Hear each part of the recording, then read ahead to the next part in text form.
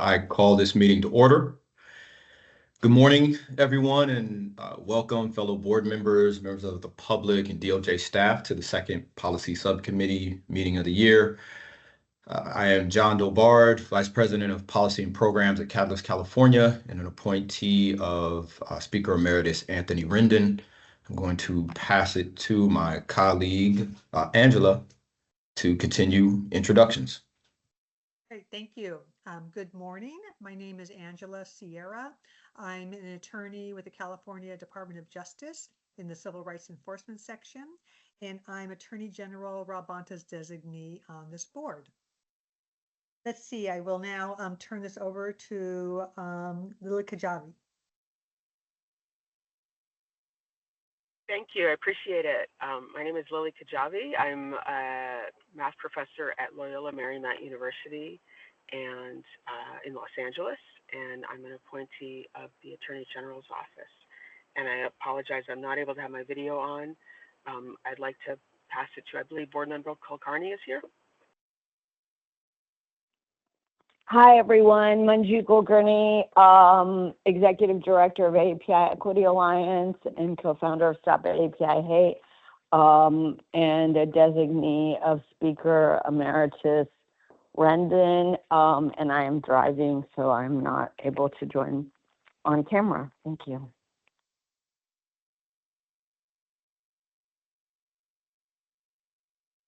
I think we have Board Member Kazi also here available.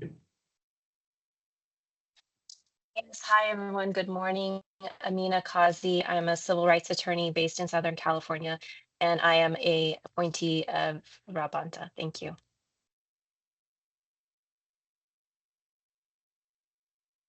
All right.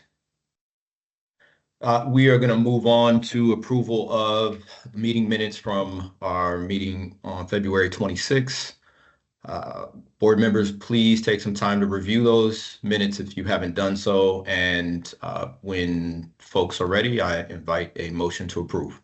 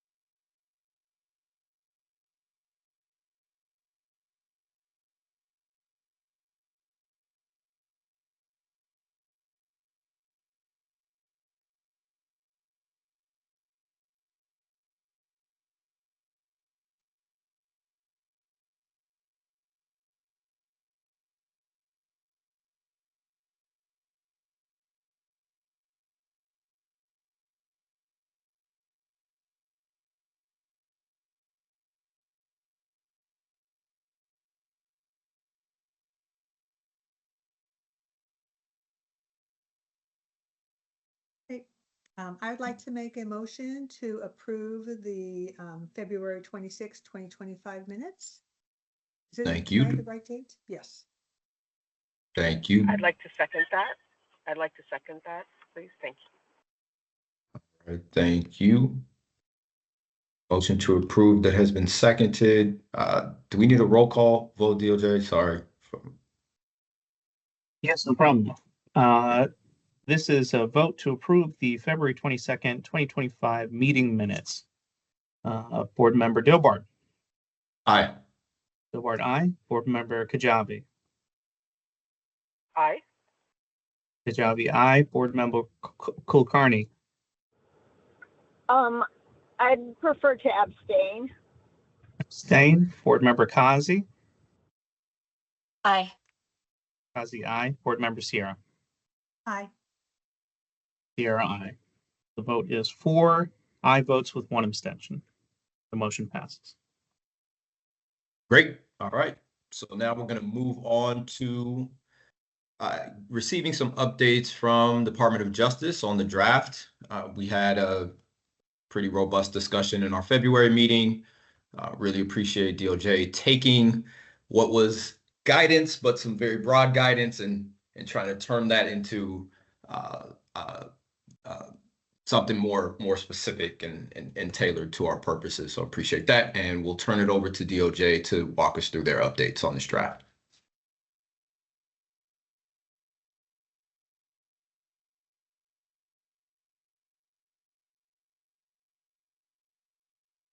Thank you. Good morning, everyone. My name is Janelle Orozco-Alcala. My pronouns are she, her, and I am a Deputy Attorney General with the Civil Rights Enforcement Section of the California Department of Justice.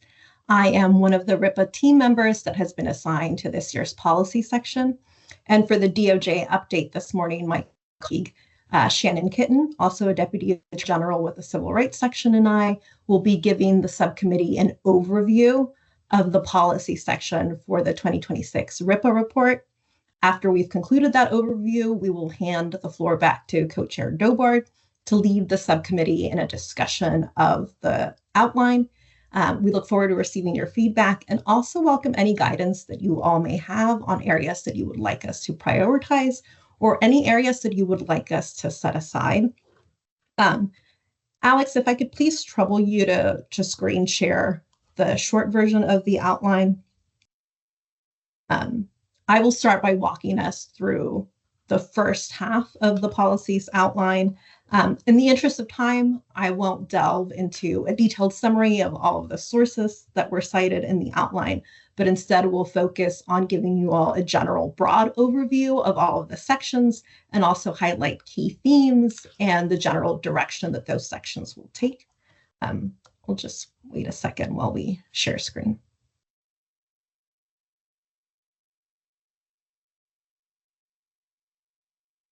I am sorry. Hang on, my computer is just not functioning right now. Hang on just a second. Here we go.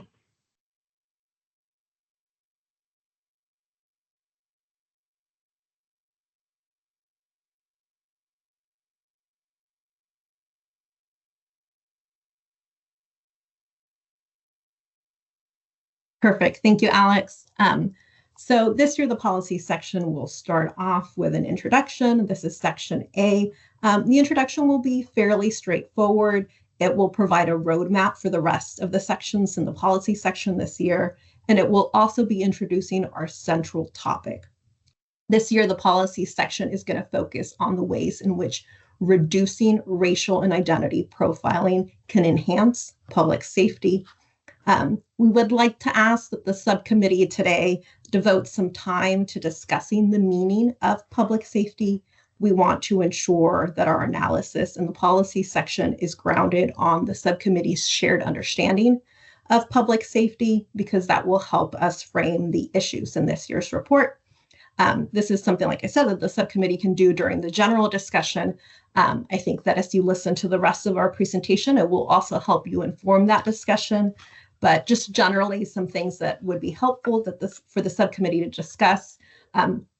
What is the role of law enforcement in public safety? Do they enforce public safety? Do they promote public safety? Is the role to prevent harm? Is it instead to respond to crisis? Is it both a combination of proactive and reactive? Another area that would be helpful for you all to discuss is the factors that contribute to individuals and communities feeling safe or unsafe.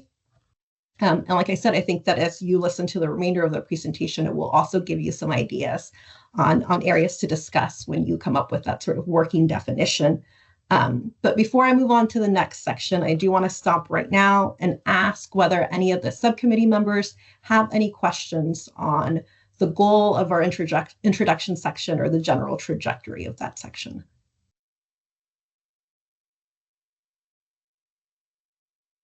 Okay, doesn't look like it or sound like it, so I will be moving on to section B. This section is titled Background and Trajectory of Racial and Identity Profiling. And if anybody is following along with the longer outline that was provided ahead of today's meeting, this section appears on page 3 and goes through page 9 of the longer outline. This section will essentially lay out the foundation for our discussion into how reducing these practices can enhance public safety by outlining the historical and current context for profiling practice. So it's essentially a how did we get here? In section B, we have 2 key points that we're going to be focusing on. I will now turn you to the first key point, which is B1. This is reducing racial and identity profiling improves public safety. Again, in the longer outline, this starts on page 5. And this portion of the report will focus broadly on that general topic. How does eliminating profiling promote and enhance public safety? To highlight some of the key themes here in this section for you, the research has shown that men who experience persistent law enforcement exposures, and this is defined as the high number of lifetime police stops, were 3 times as likely to experience symptoms of PTSD. And again, our team looked at a lot of scholarship, research, surveys that were done on these topics. I won't go too much into some of that, but I do want to highlight one of the surveys that promotes this idea, which is a survey that came out of Chicago, and it was done by the Sinai Health System. In this survey, the researchers interviewed over 1,500 adults in the Chicago area. They asked over 350 questions. Several of the questions were focused on healthcare, but also included a social factor and component to it that included their exposures to police contacts and also their mental health status. The research for this area of the outline has also shown that for youth and young adults, unfortunately, recent encounters with the police were linked to increased anxiety and symptoms of PTSD. And again, this comes from a study that was done in New York City. That study looked at men who lived in areas of New York City that have the highest frequency of involuntary police contacts. Just generally to summarize for you what we're trying to do in this section 1, this portion of the report is going to discuss research that shows that reducing racial and identity profiling can help prevent trauma. It can improve police interactions with the community. And generally, it can also help create safer and healthier communities and environments for all. I will now move on to section B2, which is our second key point in this section. And I will be focusing on giving you an overview of subsections 2A and 2B. And again, for anybody that's following on the longer outline that was provided, this appears as subsections 2 and 3 and can be found on pages 7 to 9 of the full outline. These subsections are going to explore how we identify the impact that profiling has on public safety and communities. The research in this area has shown that racial and identity profiling can impact public safety by creating distrust in the community. It can also, unfortunately, impair communications with law enforcement and can lead to a general hesitation or reluctance to seek help from law enforcement or cooperate with investigations. The research in this area is also showing us that negative encounters with law enforcement, and this includes both direct encounters and vicarious encounters, fuels mistrust. And for youth of color, negative encounters can intensify feelings of fear, anger, and cynicism. And one of the studies that we looked at this, that we looked for that supports this idea, was a study that came out of Baltimore that surveyed Black children and young adults ages 12 to 21.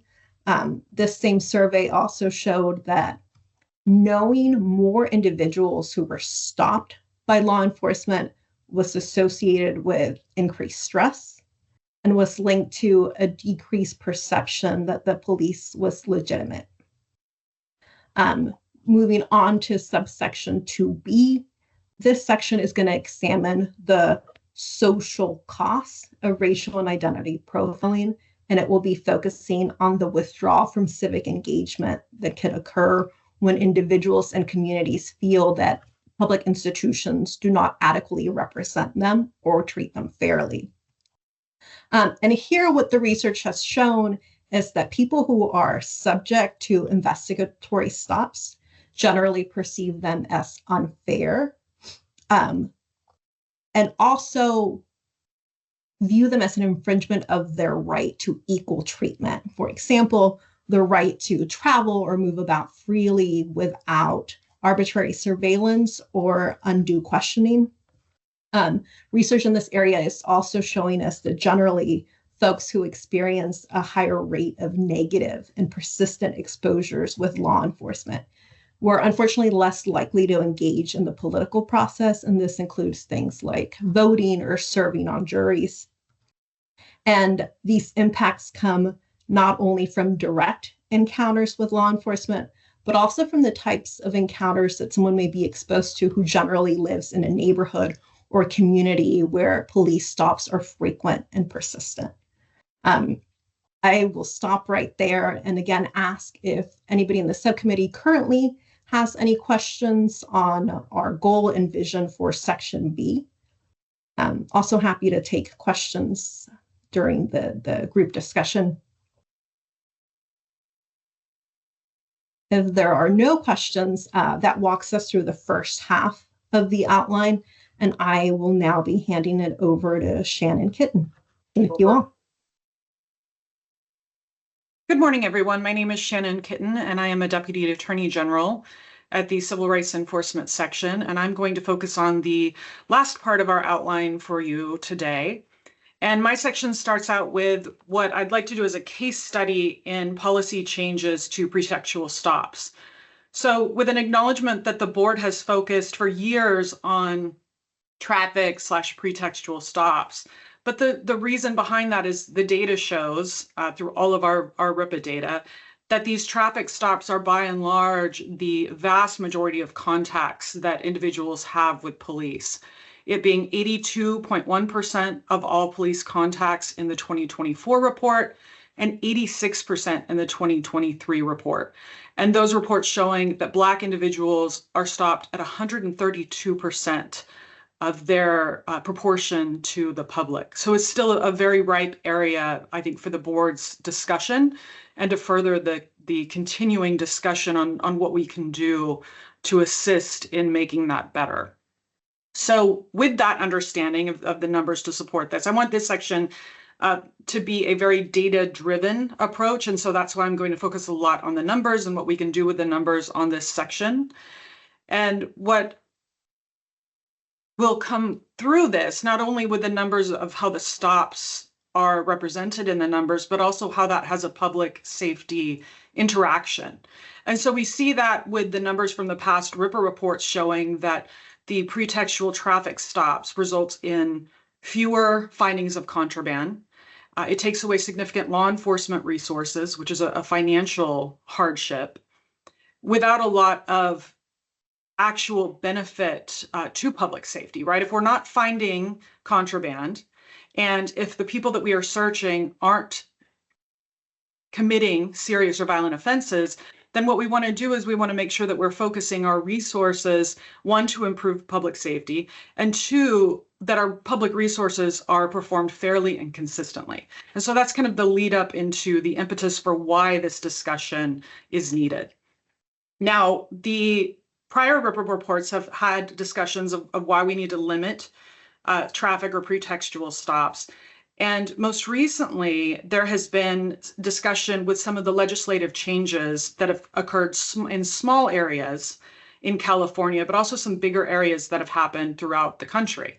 And so this part of the report will essentially be a case study in legislative and jurisdictional changes to pretextual stops for us to look at a couple of things. One, how did they come to the decisions that led them to limit or stop the use of pretextual stops by law enforcement? What data, what information did they rely on to create these policy changes? Then two, what did they do well? What do they think they could have done better? And then the last of that, what can we learn from that? And so that's really the overarching context of how we're going through this policy case study. The first case study starts with Fayette, North Carolina, because they're really the first to do a major change with pretextual stops, and that was in 2013. And so we're going to go through all those steps with Fayetteville, North Carolina, and see what those numbers look like as well. If we want to do a data-driven approach, Fayetteville is a great place to start because there's a lot of data, and there's already been a lot of studies that have looked at how that has impacted the community. The next area that I would suggest for focus is Virginia, as the state of Virginia did the first statewide limitation on pretextual stops. We have referred to it in a past RIPA report, as well as San Francisco. I have Los Angeles, there's a question mark. I want to add Los Angeles as a big case study so that there would be 4. I just want to make sure that there's enough data to really flesh it out. I think there will be, but that's why you see the question mark with Los Angeles. And then I do think it's also important that we highlight other jurisdictions within the state of California that have also made these important changes, and that's Berkeley, West Hollywood, and Los Angeles. And so the idea is we will be going through each of these changes, and then we will use in section B that you see here to reflect on how they have done, and in hopes to show that things are being successfully changed. And there are some initial numbers that are showing that there are a lot of positive changes that are happening due to these policy changes with pretextual stops. And so we want to really reflect on there is how much that is helping and how much more we should do to incorporate the beneficial changes that we're seeing on a smaller level across the country. You'll see in the larger section of the outlines, page, I think it's 12 through 14, there are some charts. I want to explain those charts. So those were charts that were taken from a prior RIPA report when those initial policy changes were introduced in the RIPA report. What I want to do now that we have several more years of data is for us to be able to show within those charts additional lines of years so that we have a much larger data set, which will, I hope, really help push the notion forward of where there are successes, where there are things that need to be changed, and really use it as a learning opportunity from these jurisdictions who have taken these steps and to see what should we change, what works well, and what we can do in the future. And so that's the general idea of the pretextual stop section. The other aspect that we have spoken about in some of these meetings before that I would like to put into this section is the impact of high-risk stops, such as high-speed chases, and how those relate to pretextual stops. What is going to be a driver of that is in meeting with data services, seeing how we can loop that information in and whether or not our RIPA data will assist in making those connections.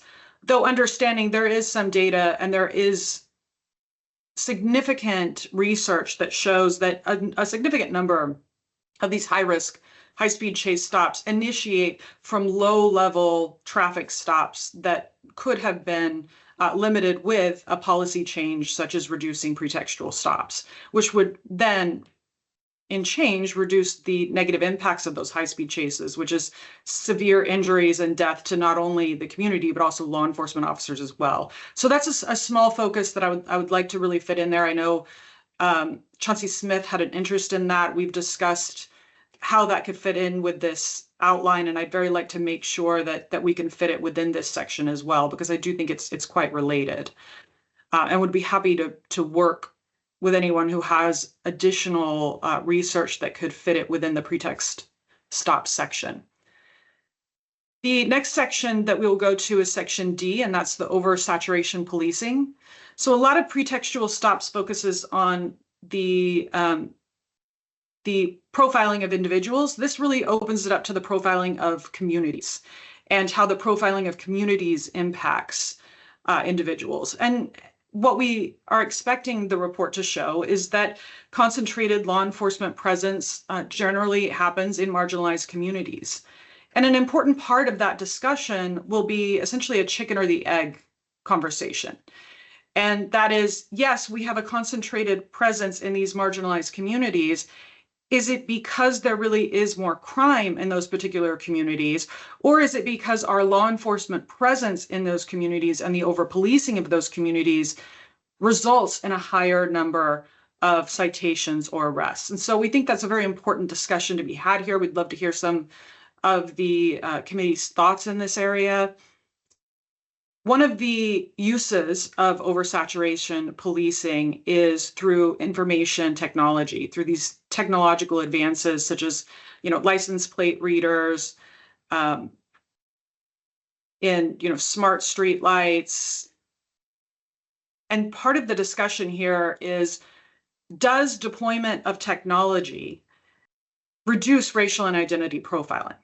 And a part of what this conversation needs to include is who is making the decisions of where to place these technologies, how are the technologies being written, and why?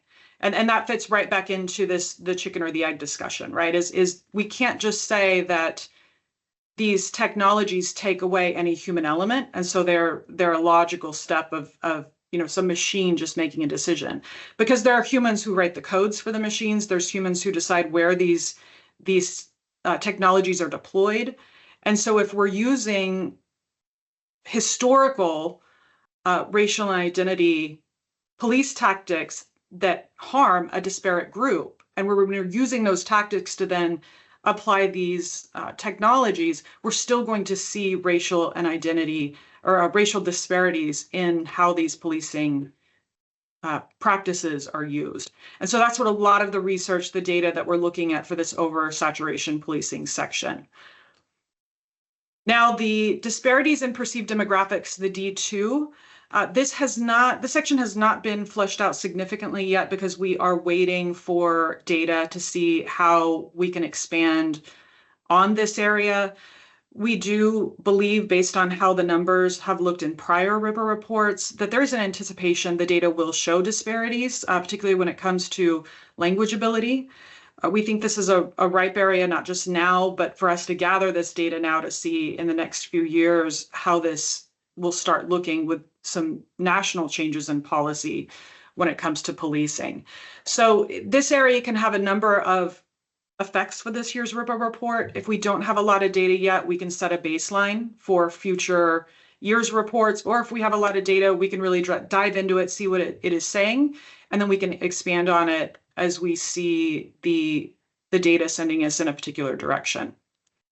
With the last section for recommendations, as everyone knows, this is the 10-year anniversary of the RIPA report. And so I think it's a great time to talk about, is there a status quo bias, and breaking through the status quo bias of things have been done for a certain amount of time here in the state of California. And this RIPA data is new. Even within 10 years, if we're looking at the COSM of how long we have policing in the state of California, the RIPA data is still relatively new. And so it can continue to help fight that status quo bias of, well, this is the way we've always done things.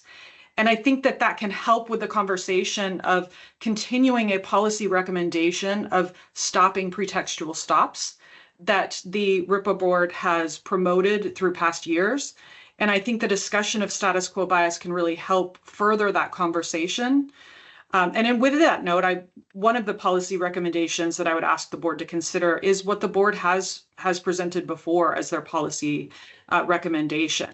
And that is to eliminate pretextual stops to ensure that a stop or search is based on reasonable suspicion or probable cause. And that was through the 2023 RIPA report.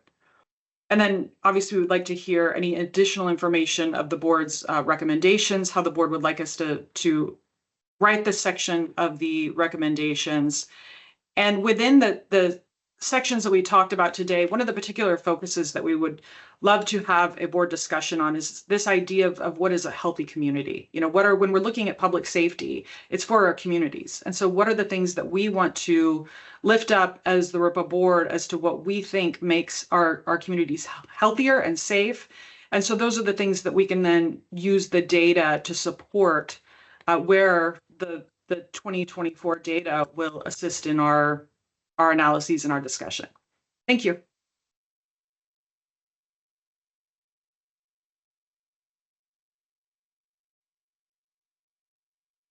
And I think at this point, if anyone has any questions, we are happy to answer them.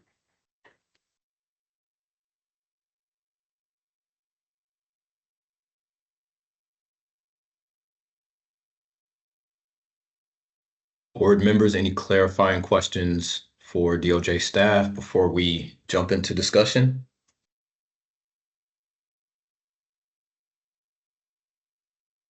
No? Okay, well, thank you for that presentation and overview. We have quite a bit to jump into. So I've noted several topics that we need to touch on in discussion. One is identifying any areas for DOJ to prioritize or set aside, if there's anything that jumps out to anyone at this point. Another is defining public safety. A third is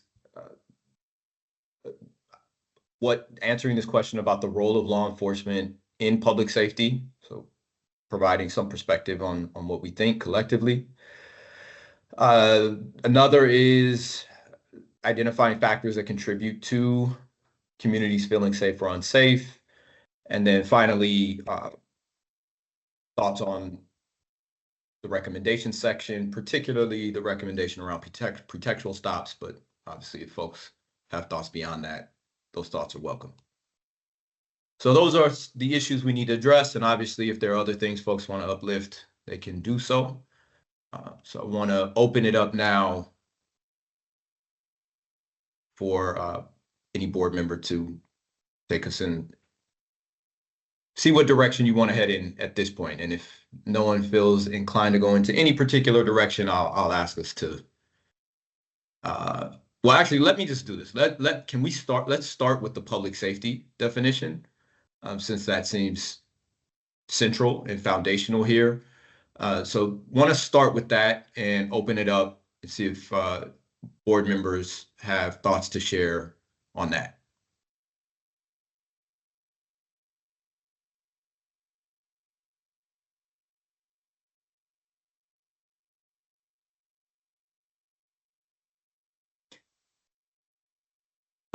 Okay, great. Go ahead, Angela. Great. Okay. I'll kick it off on some ideas. It seems to me, my sense of this is that it should be defined for our purposes very broadly. That it is not just, looking at, I think some folks may think of, public safety as, the, crime statistics. And I think that probably is definitely a part of it.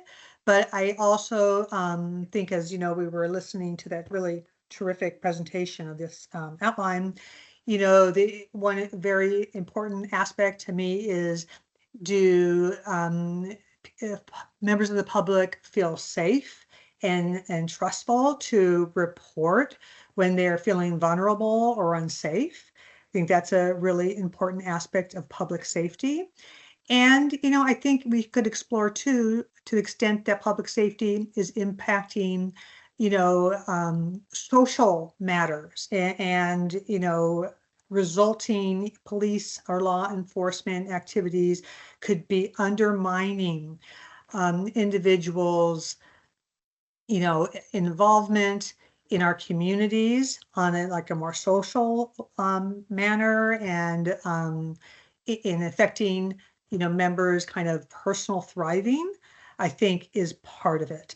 I would be really interested in maybe having the report spend a little time on just the fact that, being very clear to the readers that this definition, can be thought of in a number of ways. I'd be curious, to the extent that we are relying on research, what do those research analyses, how were they defining it?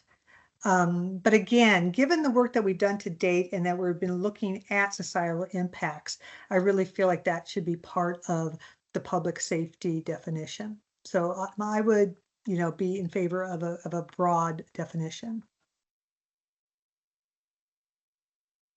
Thank you for that. I have some thoughts that I think align with that, but also want to create space for others to chime in if other folks are ready to chime in.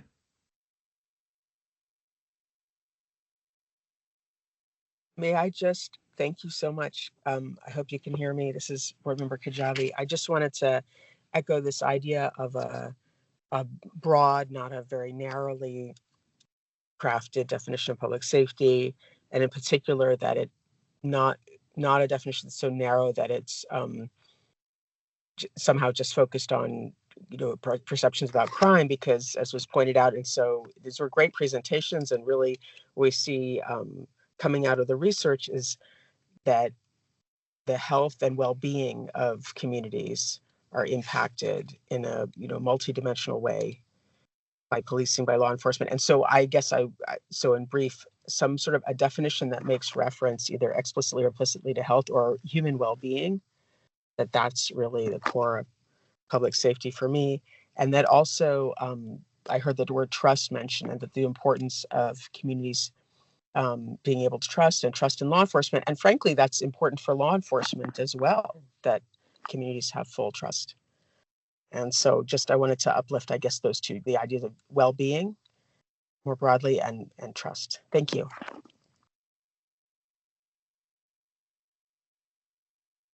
Thank you.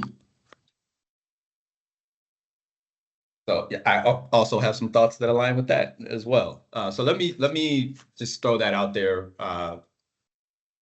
given what's been said. So as I was thinking about this, was both thinking about it in terms of a broad definition. Well-being also came to mind, and trust is important. So let me go through a couple thoughts. So first, in terms of thinking about safety, the way I think about it is it's the experience of being and feeling safeguarded or protected from threats to one's life or well-being. You could substitute life with well-being. So to me, at the most basic level, it's that you experience being and feeling safeguarded or protected from threats to your well-being. Public safety, as I understand it, is the collective experience of that, where members of a community collectively, more generally, have that experience of being and feeling safeguarded or protected from threats to their life or well-being. So to me, that's a basic definition that I have. Trust is not in there, but trust is absolutely central to it, because I think you can't be or feel protected from threats to your life or well-being when you exist in a social environment where there's large amounts of mistrust or distrust.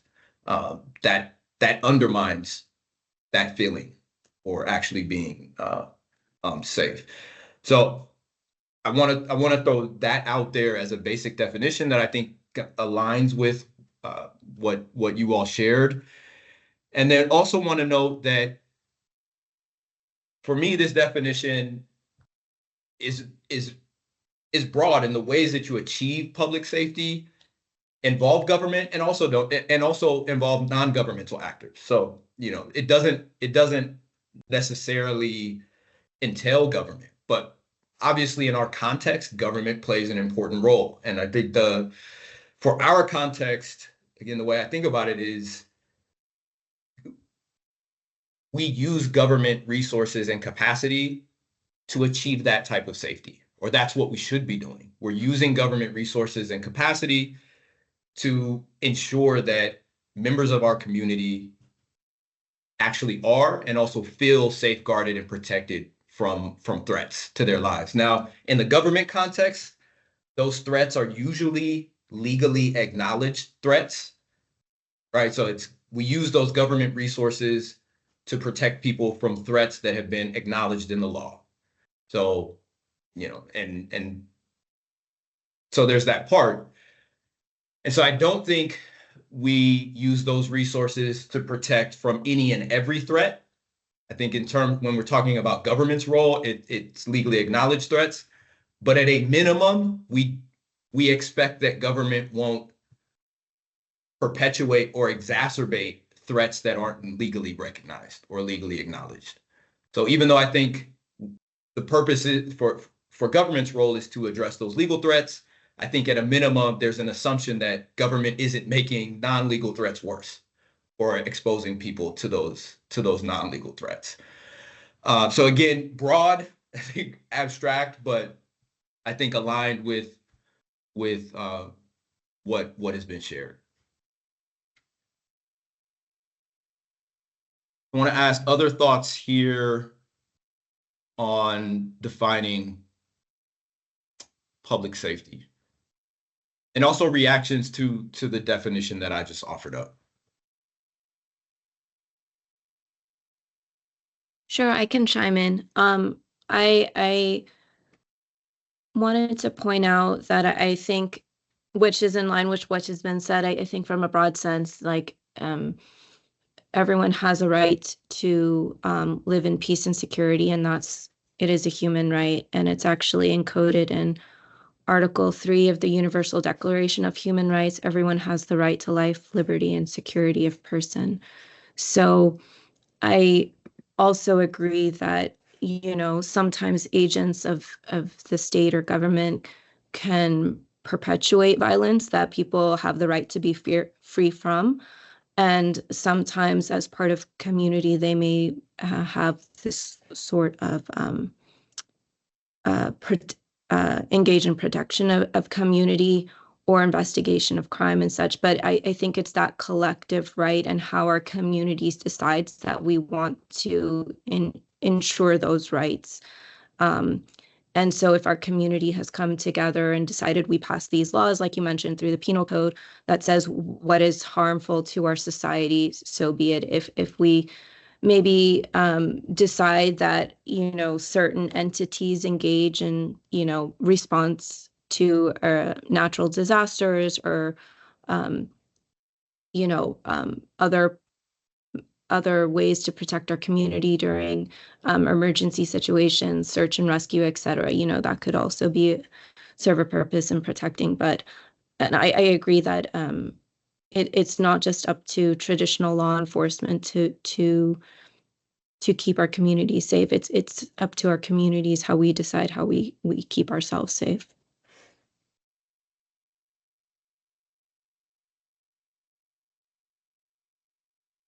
Yes, and so I think, and this is particularly for DOJ, I think we can have a broad definition, and DOJ acknowledge that the ways in which communities achieve safety, there are many different ways that a community needs to try to achieve safety, and that involves government, and it also involves non-governmental actors.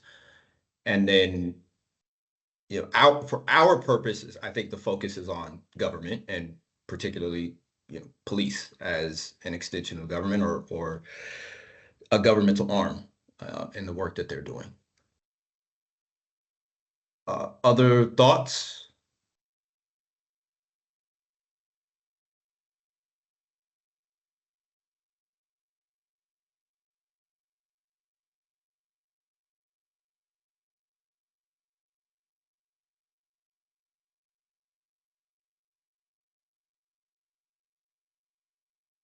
Okay.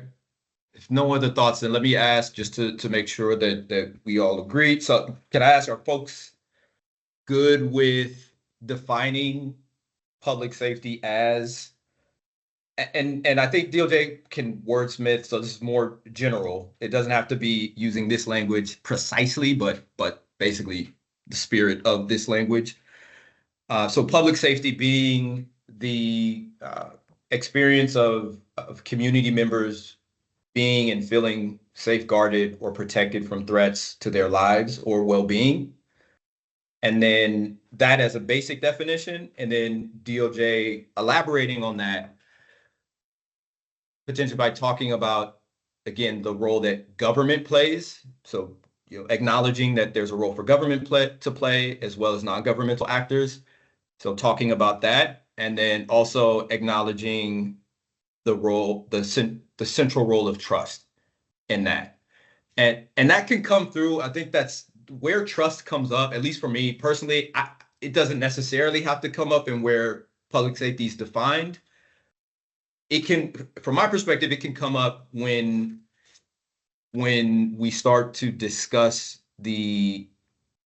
how to identify the impacts of racial and identity profiling on public safety, because then you can just talk about the ways in which mistrust undermines achieving safety, right? If safety is about people being and feeling protected from threats, if people don't trust law enforcement because they've been profiled, then that's not going to lead to them feeling safe or being safe, right? So I just want to acknowledge that trust, I think there are different, trust can show up in a discussion about a definition of public safety. I think it can also just show up when we start discussing the impacts of racial and identity profiling on public safety. That's the only thing I'm acknowledging there.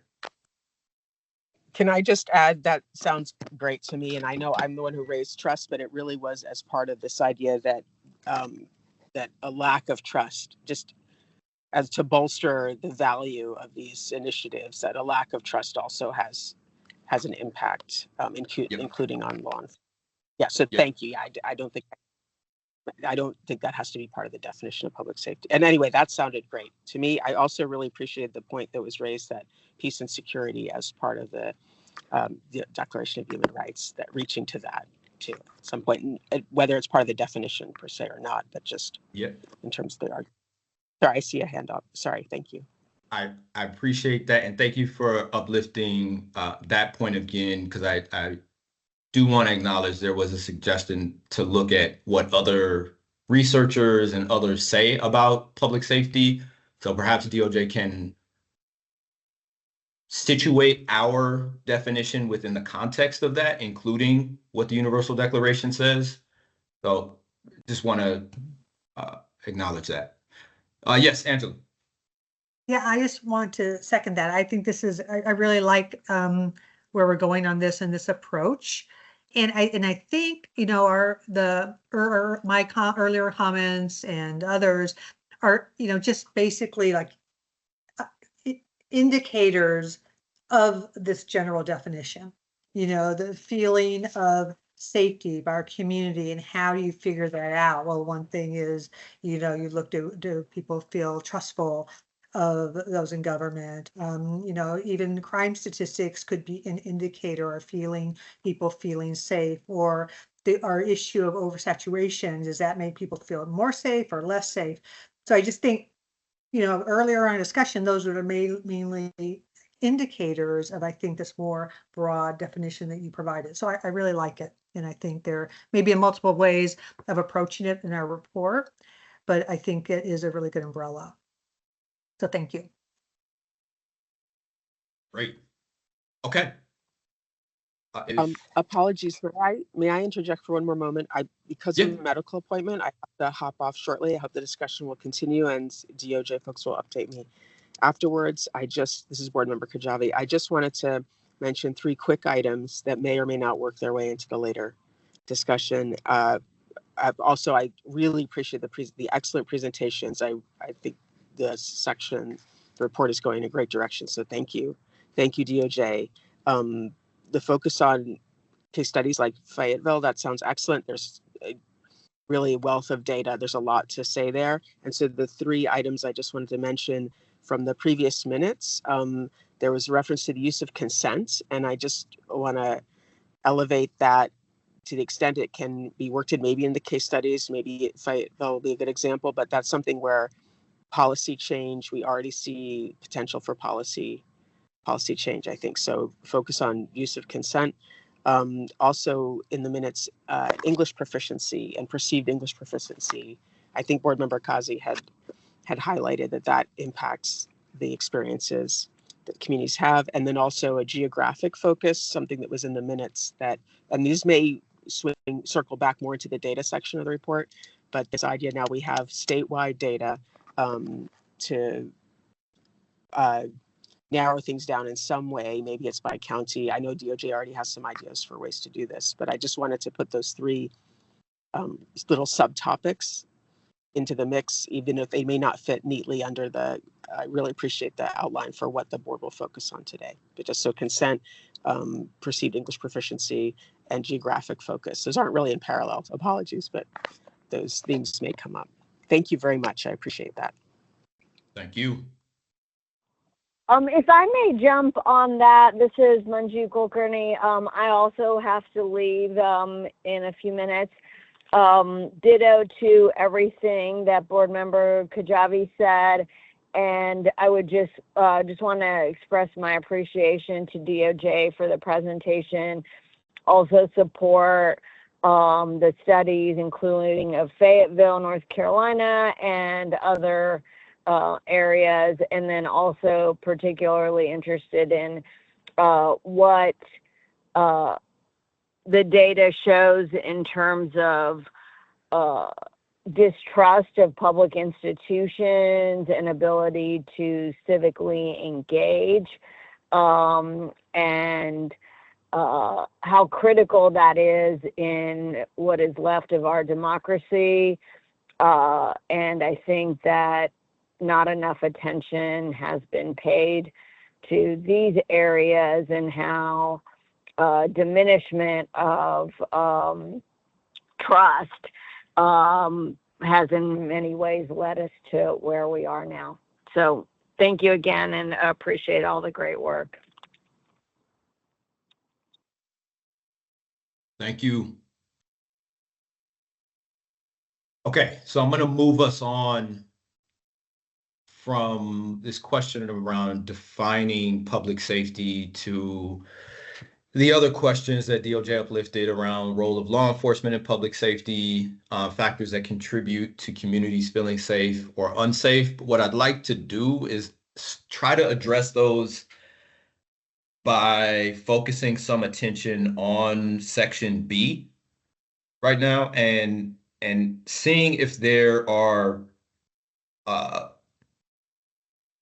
getting reactions to that, and then seeing if there are impacts that board members would like to uplift, because I think in talking about the impacts of racial and identity profiling on public safety, we will start to get at we'll start to get at what we think the role of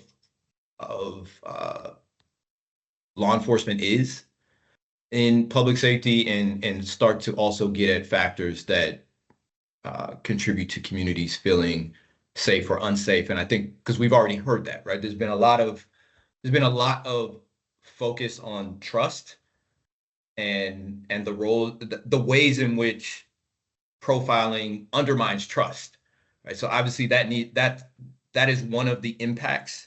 So just want to affirm, it's not here in the outline, at least that word is not there in the outline, but obviously that needs to be one of the main impacts that's discussed in this section, is that profiling undermines trust.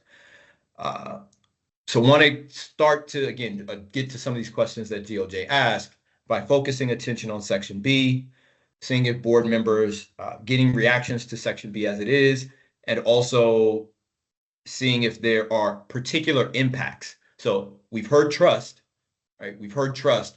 Are there other impacts that profiling has on communities that we think undermines public safety as we've now defined it?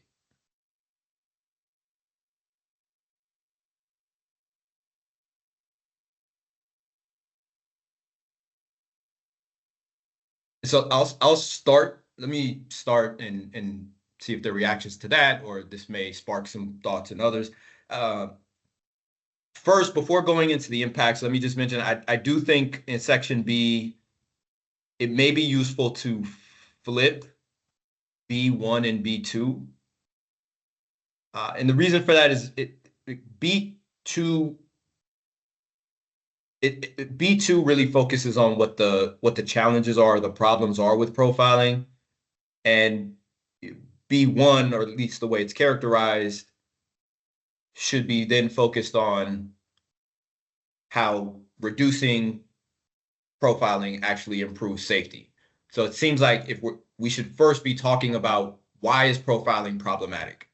What are all the problems, or what are the key problems we want to highlight with profiling, and then shift to a discussion about the ways in which, if you reduce profiling, it's going to lead to improving public safety. So I want to throw out there flipping B1 and B2. And then when it comes to the impacts, obviously trust, again, I think is key. So, profiling leads to mistrust. between communities and police. I think this was mentioned, so it may just be about shifting the section, because I think DOJ, you all mentioned it as part of B1, maybe not B2, but I think it makes more sense to make it part of the impact section, and that's impact on mental health. So for the community members that have to endure profiling, at a minimum, it has a negative impact on mental health. And there, as you all have mentioned, there are studies on this, so we can talk about that negative impact on mental health. I know there is some research on the negative impact on public health more generally, so may want to broaden it to that. But certainly the negative impact on mental health is something to mention. And then a third impact that I think is worth mentioning is, and I also think DOJ, you all mentioned this, just not necessarily in this section, is it's a waste of public resources, a waste of funds, because we know that this tactic or this strategy of profiling ends up being ineffective. And so it ends up being a waste of public dollars.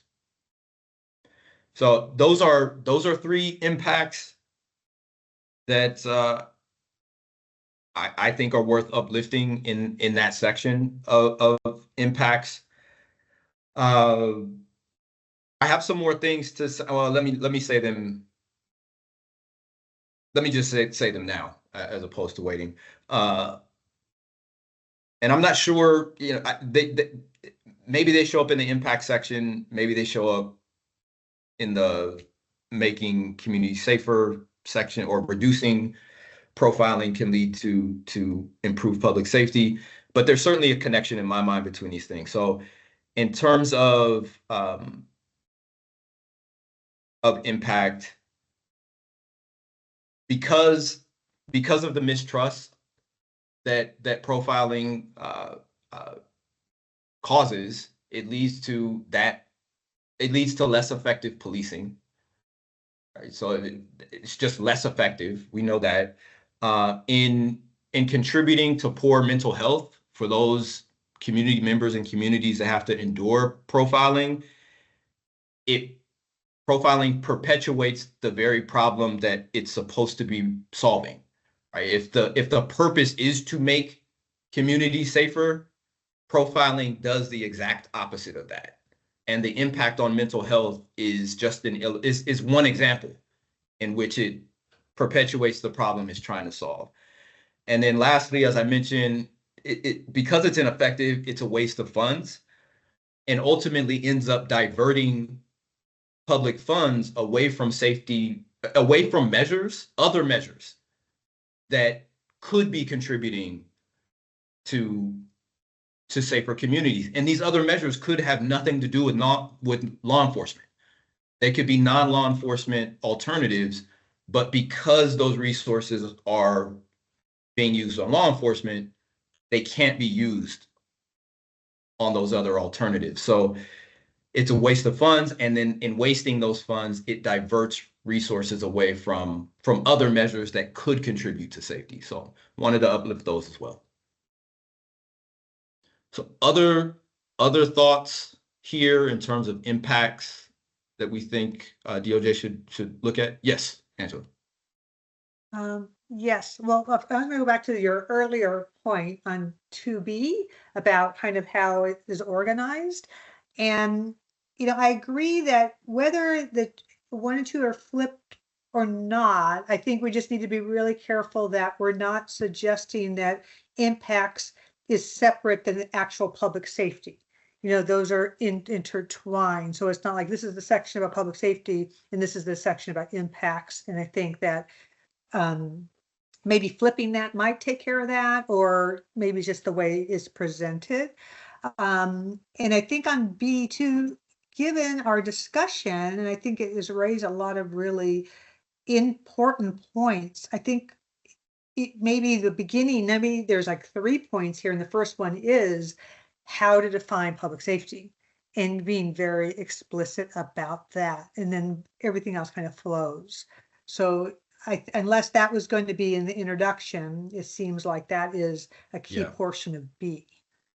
I think that will then help us figure out how best then to organize it around that. Yeah, so I just wanted, I see what I think when you were talking about this is kind of making these two concepts separate when they're really very intertwined, impacts and safety. Yes. Yep. Yeah, I think much depends on where public safety I mean, public safety needs to be defined very early on. So whether it's in the intro, I don't know if there needs to be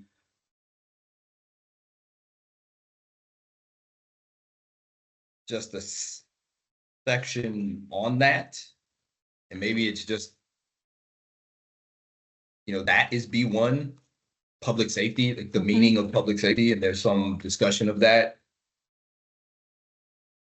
Yeah, I mean, I think it's an important, I mean, just from our discussion, it's obvious how important and how many different ways there are about looking at that. So I think as Yeah. clear as we can be, Yeah. I think, really could support having its own subsection.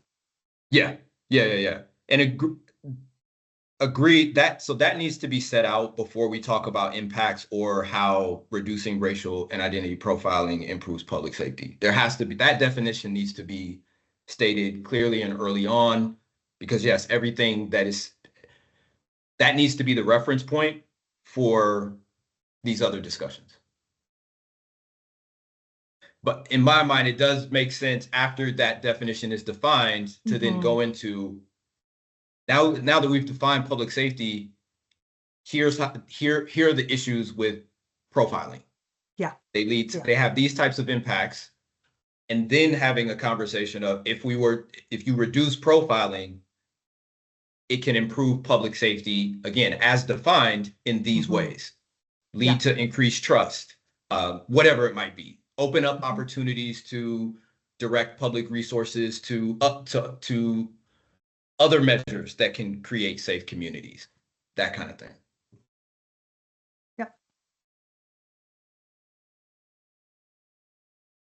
Other thoughts? Any other thoughts on impacts or section B?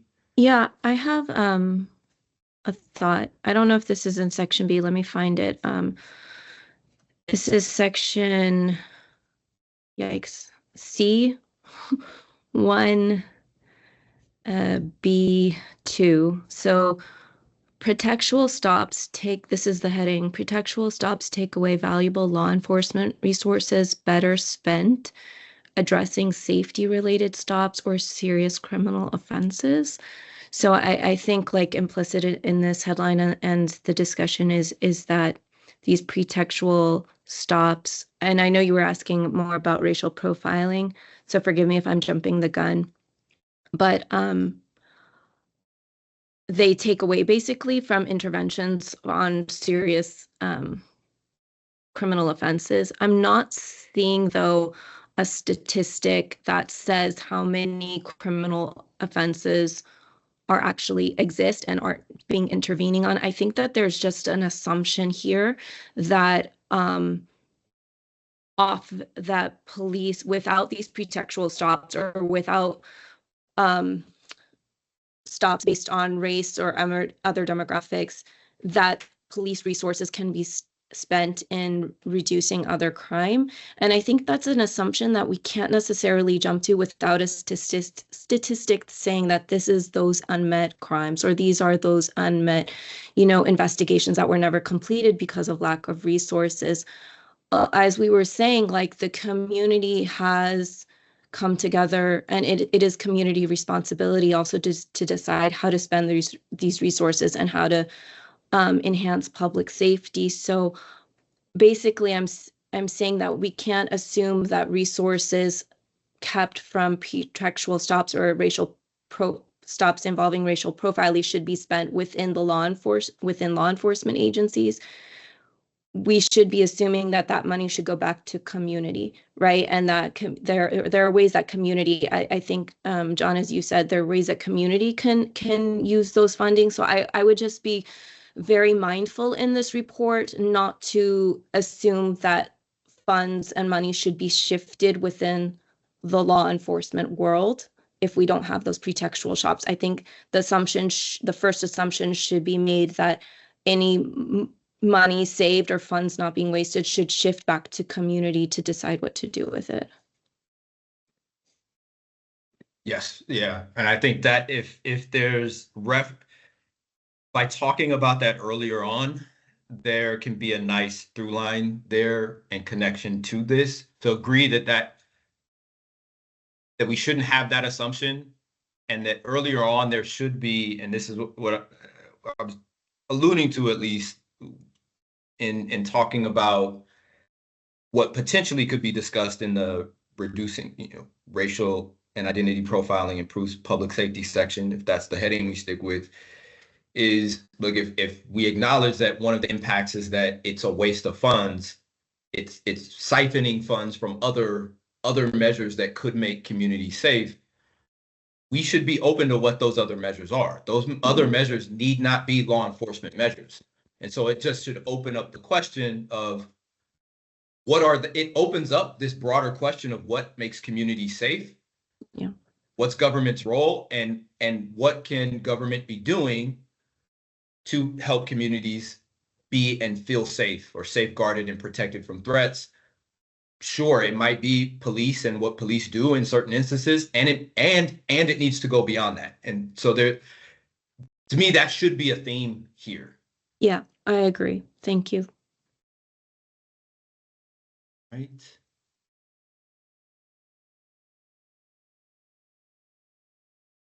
Any other impacts to uplift?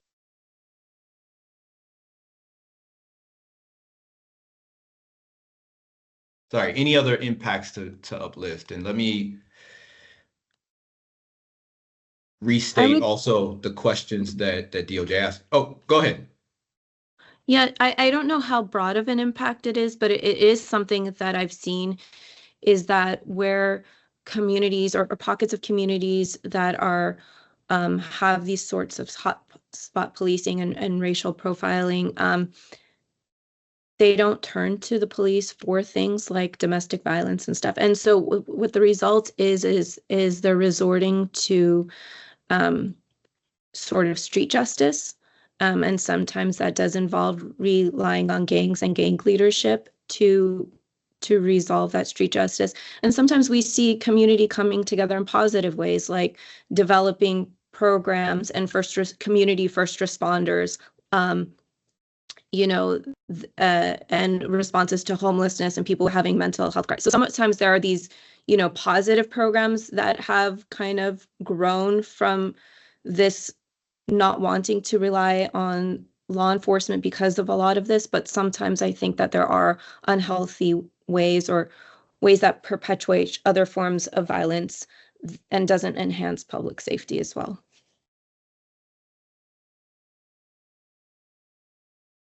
Yeah, so the way I'm reading that or interpreting that is that the hotspot policing can lead to folks.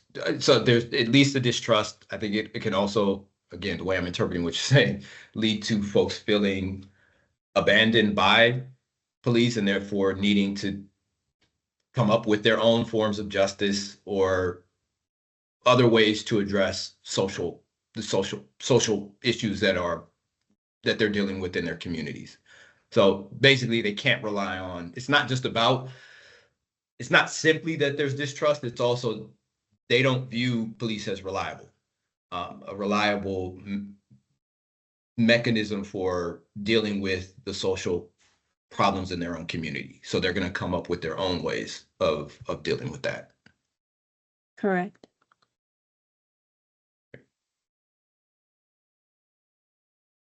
Okay, let me ask anything more to say. Again, I want to restate these in the way that DOJ asked them. So what is the role of law enforcement in public safety?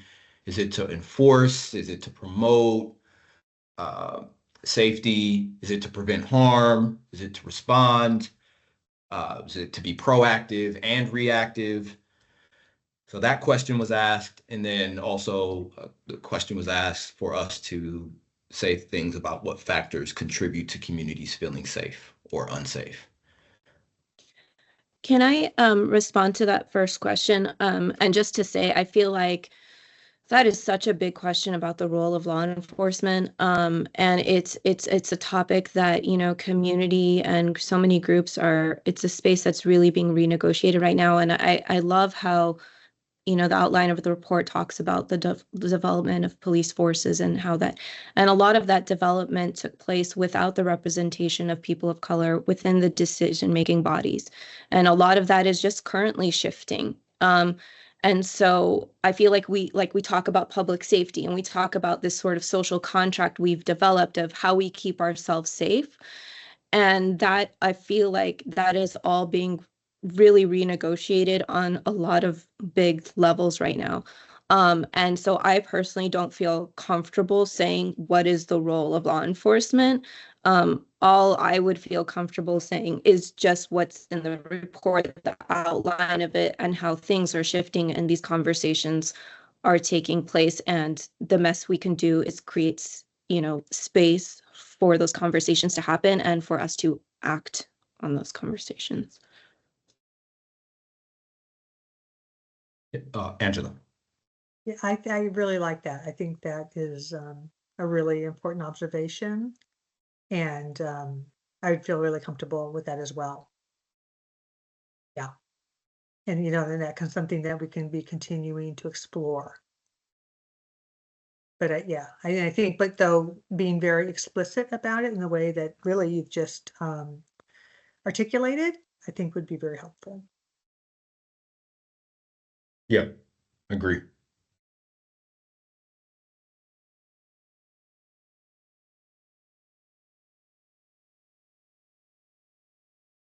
Yeah, I'll just say to agree that the role of law enforcement and police completely being renegotiated, and that is a major debate, and you know, lots of battles around that at this moment. I do think at a minimum, theoretically,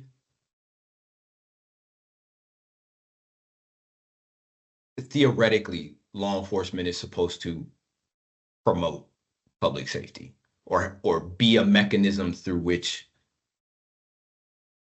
a community is able to achieve, not the only mechanism, but it's intended or it's supposed to be a mechanism through which we achieve public safety. So I think at a minimum, that is its role.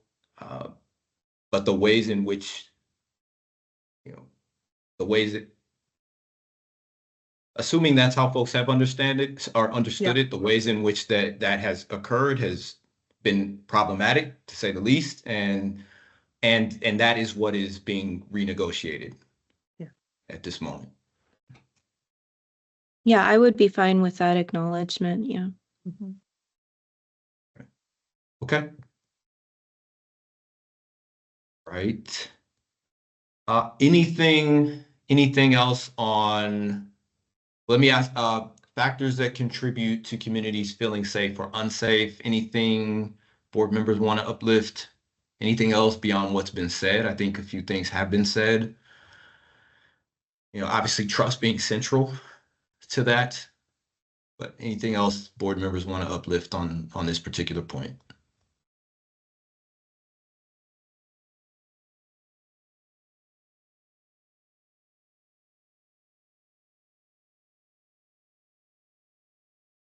I think just, I'm sorry, this is just, it keeps getting broader and broader, but if this isn't the space for it, but just the increased militarization of the police and their surveillance technology, so you can have less police presence. And I know this is addressed later in the report with the AI, but you could also shift those funds to increase less but more militarized police presence, more weaponry.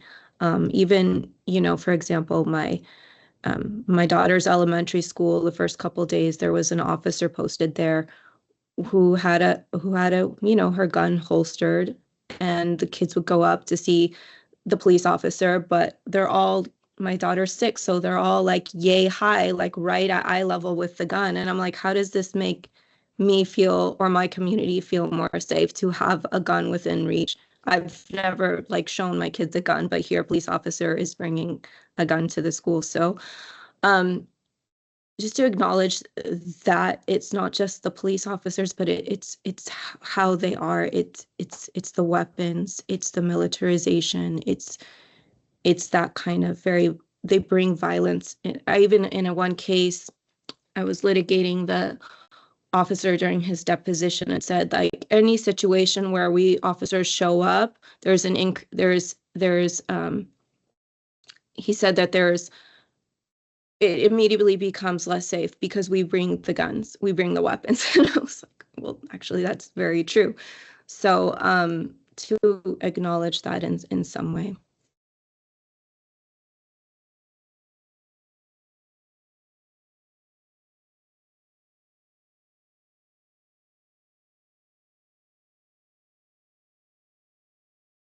Anything else? Okay, if not, I want to get to this question around recommendations, but before we do, I want to make a point around structure and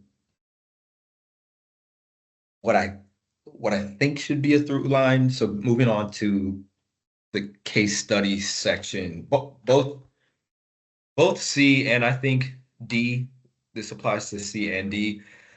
So the way this is shaping up is we're identifying the ways in which profiling undermines public safety and the ways in which reducing that profiling can improve public safety. And then these case studies that we have, the way I'm seeing them and is that what they're starting to do is shed a light on the different strategies or tactics police use through which profiling occurs. So pretext stops, that's a tactic or a strategy, depending on how one wants to define that. And profiling occurs through that. I think the same thing could be said through oversaturation policing, as DOJ brought to our attention. The profiling there, though, shifts from the individual to the community level. But what my point here, and I want to propose this as a way to, again, have a through line through all of this and keep this tight, is that what these case studies should be doing is identifying strategies or tactics that police use through which profiling occurs. And that's what we want to be attentive to. And so the policies that we recommend should be ones that address those things, those strategies, those tactics through which profiling occurs that we think need to change. So again, pretext stops being one, oversaturation policing as a strategy being another. And there may be other strategies or tactics board members have in mind, but I want to, again, propose that as a way to really organize the case study section, but also connect it to this broader theme. And we do, given the focus of the RIPA board, need to be focused on profiling. Again, as we've said, obviously public safety goes beyond policing, right? And there are a lot of things that need to be in place to make communities feel safe. Our focus is on policing, and more specifically on the ways in which police profile members of the community. And so we do need to be focused on that. And so again, I think a way to make it clear that that's the focus is ensure that the case studies we're looking at are, again, strategies or tactics through which profiling occurs, and then the policies that we uplift should be ones that are addressing those strategies and tactics, and therefore getting to what we mentioned earlier on in the report, which is reducing profiling to help create safer communities. So how does that sound? Again, proposal is really get the case studies to focus on strategies and tactics. It doesn't mean we need to throw out anything. It's more about how we're thinking about the case studies. Yes, Angela. Yeah, I think that's really important. I think that, to be as effective as possible, I think being very clear throughout these sections, the tie to racial identity profiling, because I think, for us, it can seem, obvious or it's implicit, because we have maybe discussed it earlier in the report and earlier sections. But I think it really will be important to be repeating that and being very explicitly focused on the connection to racial profiling, both in the case studies and in our recommendations of what strategies we feel should change and how that will help reduce profiling. And, I would also suggest in the section about the marginalization or the oversaturation in communities and looking at it kind of a collective profiling versus the individual, I think that we are going to find, though, a lot of concerns about the effect of those kind of broader policies on the individual and how it affects profiling on the individual. And I would really encourage us to include that in that section as well. So yeah, because I do think that it'll make for a much more for policymakers or for those who may be skeptical on some of the issues that we are grappling with. I think it'll make it a stronger case if we're just very explicit about it. Got it. So making sure that that section, the oversaturation section, yes, can talk about impact on communities, but should also make sure that there's discussion about impact on individual at the individual level. Got it. Okay, we need to get to public comment, but let me ask, there was a question around recommendations. My sense is we're not really there yet to really offer up much in the recommendation section, but let me just throw that out there, open the floor up in case there's anything board members want to say about that. Yes, Angela. Okay, this is not so much the recommendation section, but since we're kind of closing up our conversation on this, the one area that I wanted to also bring up is on the use of new technologies toward the end. It seems to me like that is going to be, increasingly important as there's advances in technology. And what I would suggest for us, I think that's a huge topic. And I think that maybe this report can be used to kind of launch it and to start discussing it, but it may be, given all the other topics we're discussing here in the case studies, that it'd be maybe highlighted, but less of a priority in kind of breadth, and that may be something that we're going to pick up, next year, because I just think that is so important, and I think it's going to take a lot of study as to what these new technologies are and what the impacts are of those and the implications on racial and identity profiling. Yes, agree. It will become increasingly important. From our perspective, it should be in there insofar as we can talk about the ways in which it is just another manifestation of profiling.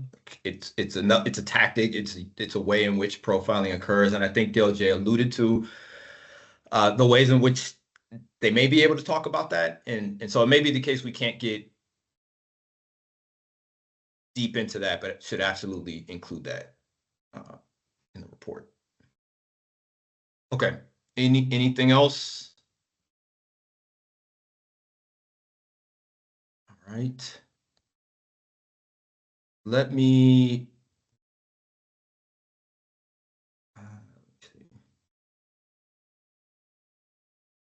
just given time, let me shift to public comment here. And then we'll have some time for discussion of next steps, and I want to see if DOJ staff have any clarifying questions at that particular point. So I want to shift to public comment, but let me see again, board members, any other thoughts to share? Anything else? Okay. All right, well, in that case, at this time, the public is welcome to address the subcommittee for up to 2 minutes. Under the Bagley-Keene Act, neither board members nor DOJ staff are required to respond to public comment, but can choose to provide a brief response. You can submit public comments by raising your hand in the Teams app, unmuting yourself if you are on the telephone, or in the alternative, submitting a public comment after the meeting by emailing ab953@doj.ca.gov. Again, that is ab953@doj.ca.gov. And let me start with Northern California.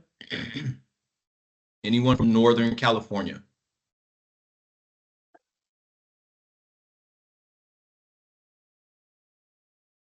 No? Okay. Anyone from Central California? Sorry.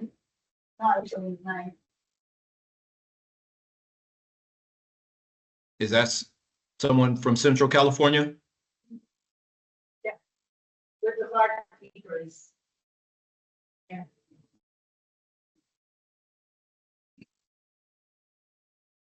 I'm sorry, go ahead. Go ahead. Whoops. I apologize, Dr. Dovart. I think we have 2 hands up, and I think just from prior meetings, they're both from Southern California, right? Got it. I thought I heard someone trying to chime in who was responding to the Central California. Okay, now we'll go to Southern California, and we will start with Michelle Wittig. Okay, thank you so much. Are you able to hear me? Yes. Oh, great. Okay, so I'm going to try to make 5 points in 2 minutes. First, don't underestimate the weight that law enforcement agencies give to the small percent of hidden criminals that pretext stops uncover. This pushback should be addressed in the report. Second, we know that 80% of what the public experience with police is traffic stops. Suggesting that a portion of those stops should be curtailed is often viewed by police unions as a threat to their jobs. Address this pushback. Third, as officers are quick to point out, pretext stops are not the same as profiling. The report should not conflate them. Fourth, when the DOJ statisticians evaluate the outcomes of pretext stop reforms in different California cities, be sure to take into account the differences in the extent of reform in each municipality. In other words, the predictor variable is a continuum, not a binary. Also, pre versus post-reform time series analysis is kind of the standard. However, because of the COVID years, that will make the results more difficult to interpret. And fifth, please set aside time and effort to disseminate and advocate for the report recommendations. A press conference as well as local dissemination of the results would be so terrific. Don't let it sit on the shelf as sometimes it has been. Thanks.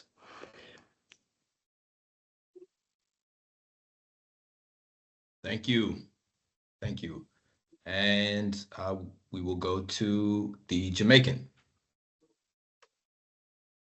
I suppose that Mrs. Wittig has addressed one of my concerns with her comments about how the pandemic may have affected or shall have affected any results that are obtained from pretext stop analyses. But I remain concerned, and I remain concerned because today I heard a repetition of something that has been repeated for 3 years. Well, for more than 3 years. The question of whether or not there is sufficient data for analyses of the LAPD's pretext stop data. I repeat what I've said for more than 2 years. There's more than enough data because it's 3.5 years worth of data that's out there. This is somewhere about 90,000 records. And I'll tell you what they say. They say that the disparities in the pretext stop context are twice the disparities that exist for the garden variety stops. Now, these are the people who have said that it's okay to beat up Black people and to attack their livers because Black people have notoriously weak livers. This is something I've been speaking about for a long time and have been ignored for a long time. So let me leave that one. With respect to the claim, the desire to be driven by data, I put this to you. If this board is going to be driven by data, it may be driven off a cliff, because this board knows that it does not and has never validated the data upon which it relies. And yet you want us to believe in the data that you will be using for analysis. First, you must verify the data is good. And members of this board says that the data is so bad that the public would not stand for it. So what are we to do? Finally, if you do not believe in what I'm saying, compare the traffic stops that have been reported by the CHP and the diminution that has been shown for the remainder of the 540 some odd LEAs that have been reported for a couple of years. The CHP has kept its numbers almost as a flat line, whereas others, on average, have reduced their stops by somewhere about 40%. Contemplate that and then validate the stops, as is the duty of the board and CADOJ. I thank you.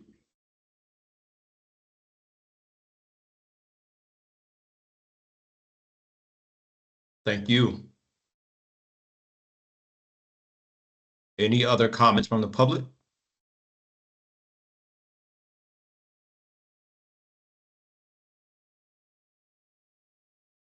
No?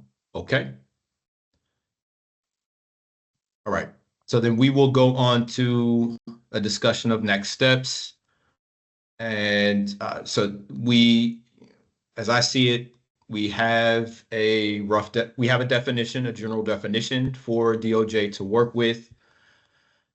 We have talked about the focus, or reaffirm the idea that the focus of this section will be on how profiling undermines public safety and how reducing profiling can improve safety.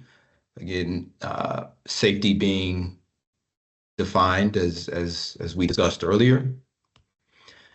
And then talked about the way this idea that the case study should be able to illuminate the ways in which strategies and the ways in which profiling occurs through particular police strategies and tactics, and talking about the policies related to those strategies or tactics. So let me give some space for DOJ to ask if there are any clarifying questions you have about what the subcommittee has discussed.